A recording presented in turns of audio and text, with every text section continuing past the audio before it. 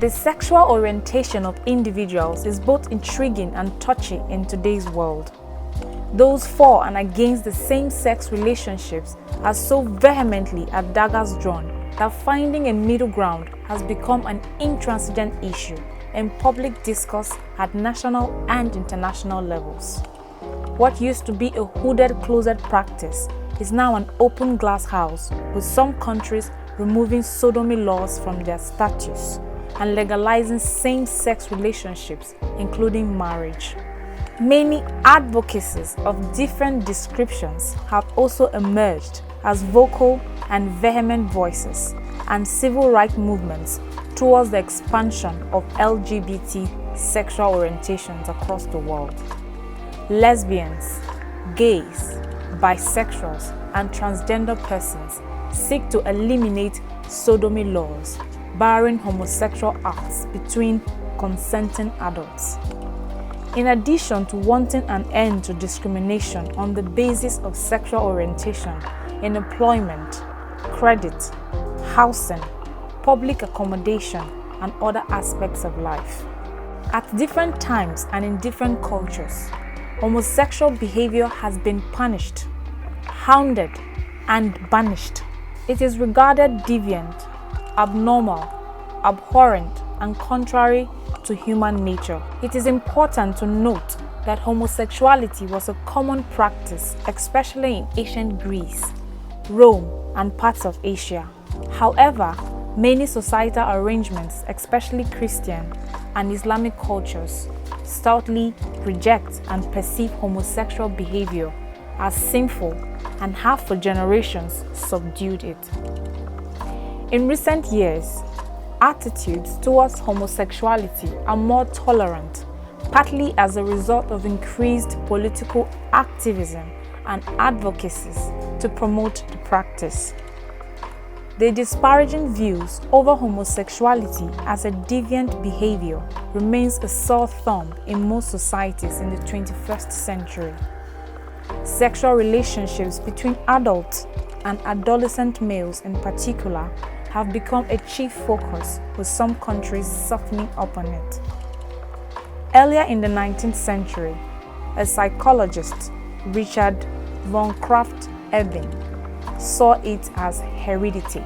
By the 21st century, many societies had begun discussing sexuality and sexual practices with increased candor.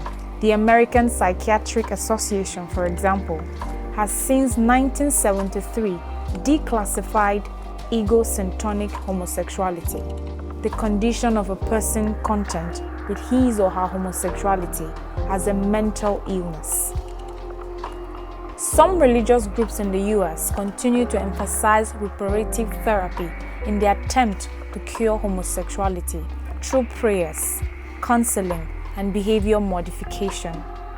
Even at that, same-sex relationships are common features today in the American society, where marriages are entered into and solemnized in churches and courts. With the seeming acceptance of homosexuality as a common expression of human sexuality, long-standing beliefs about homosexuals are becoming more liberal, mainly in the Western nations. Indeed, it has climbed up as one among other political issues in many Western countries. However, in most of Africa, Asia, and Latin America, both the subject and the behavior are considered taboo, with only slight exceptions in urban areas. In Nigeria, for instance, the leading African nation, the government took a tougher stand against same-sex relationships than previously enforced by signing into law a same-sex marriage prohibition act. The notional purpose of the piece of legislation signed into law January 7, 2014 is to prohibit marriage between persons of the same sex.